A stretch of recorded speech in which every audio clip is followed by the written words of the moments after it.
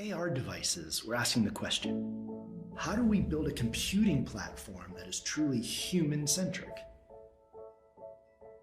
Facebook Reality Labs is a pillar of Facebook. It's dedicated to bringing AR and VR to people, to us, to consumers of the world. Every single new computing era requires new input devices, new set of interactions that really make this possible. With AR glasses, I think that the key here is to communicate with our computers in a way that is intuitive at an entirely new level. The wrist is a great starting point for us technologically because it opens up new and dynamic forms of control. This is where some of our core technologies like EMG come into play. Neural interfaces, when they work right, and we still have a lot of work to go here, feel like magic. So if you send a control to your muscle saying, I want to move my finger, it starts in your brain, it goes down your spine through motor neurons, and this is an electrical signal. So you should be able to grab that electrical signal on the muscle and say, oh, okay, the user wants to move their finger. What is it like to feel like pushing a button without actually pushing it? That could be as simple as, hey, I just want to move this cursor up or move it left. Well, normally I would do that by actually moving. But here, you're able to move that cursor left. And it's because you and a machine agreed which neurons mean left and which neurons mean right. You're in this constant conversation with the machine. This new form of control, it requires us to build an interface that adapts to you and your environment. Everything starts with a click.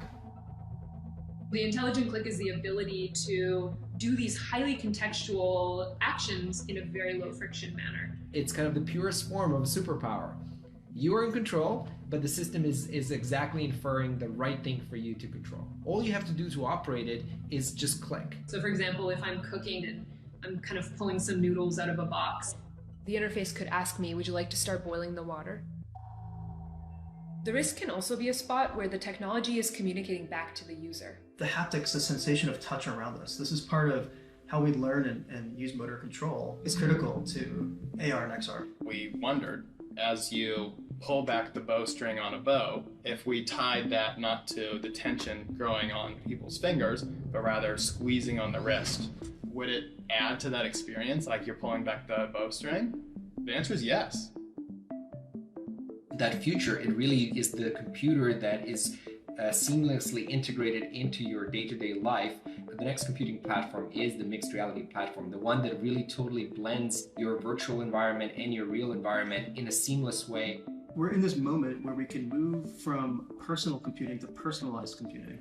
What if you and a computer agreed to design a keyboard together, and you type faster on it than anybody else in the world could type on your keyboard? I think what this enables is the ability to not have to focus on a computer, on a phone, and be able to still interact with other people. It's going to open up a new generation of communication and access and navigation. It leads to this phenomena of increased agency, of you feeling like a level of control you've never had before. We want computing experiences where the human is the absolute center of the entire experience.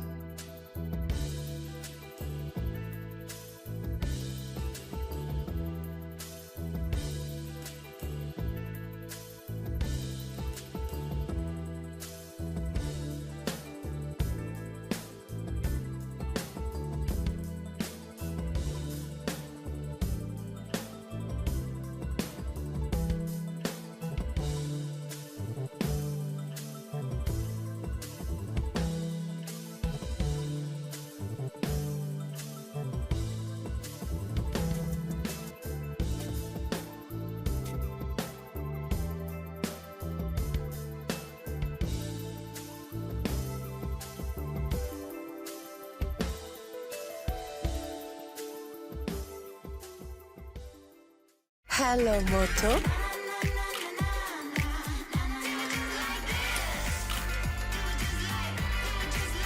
Motorola One Hyper